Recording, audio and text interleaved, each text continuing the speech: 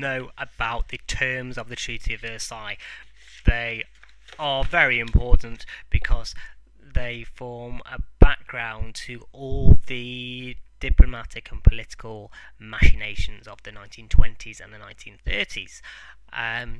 So most of them will pop up later when Hitler comes to power. The terms which you should really know in detail, I will outline here as what happened, and in some cases what the Allies wanted to happen but didn't get. For example, the first one I will look at is territory. Now, Germany lost a lot of land, both in its colonies, which became mandates and went to other victorious countries like Britain and South Africa and Japan and Australia. And they also lost territory in Europe. Obviously, Alsace and Lorraine went back to France, as they had taken it from France in the Franco-Prussian War in 1871. Now, that was expected. The bits that were less expected for Germany were the Rhineland being demilitarized. France actually wanted to make the Rhineland part of France, or if that was impossible, to actually make it an independent state.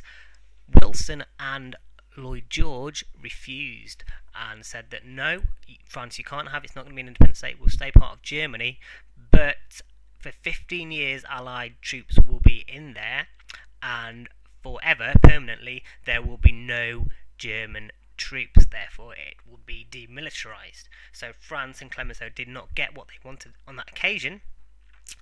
It was still an unsuitable thing for Germany to take.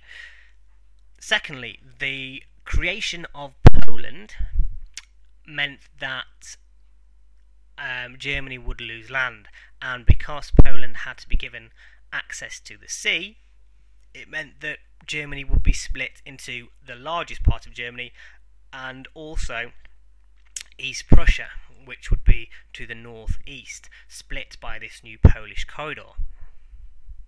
This went against national self-determination, leaving many German speakers in Polish territory.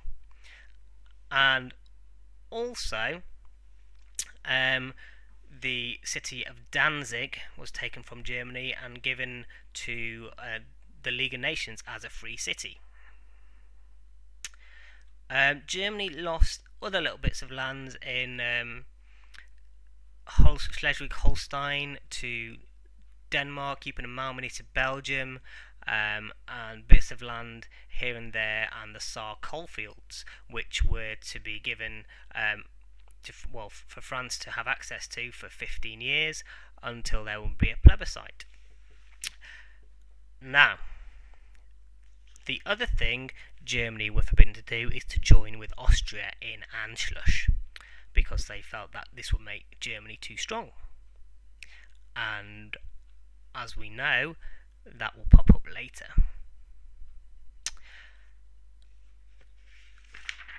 Secondly, Germany lost a lot of armaments and their armed forces. They were only allowed 100,000 soldiers, permanent soldiers, with no conscription. They were not allowed any tanks or planes or heavy armaments or capital ships, the big battleships, or submarines. And as a military nation, this hit Germany hard. They were very proud of their military, and they had a very strong military background. So taking this away from them was seen as something that would hit them very hard. Finally, you have a couple of things, war guilt and reparations. Now, war guilt was essentially saying that Germany started the war. None of the other signatories of the other peace treaties, the defeated countries like Bulgaria and Austria and Hungary, Turkey, had to sign this. And whether Germany started the war or not is a moot point. What isn't a moot point is that this was probably the most hated part of the Treaty of Versailles by the German public. They felt they were being blamed for starting a war that was other people's fault as well. The reparations to pay compensation for the damage that was caused and for the loss of life and for war pensions for war widows who lost their husbands in the First World War.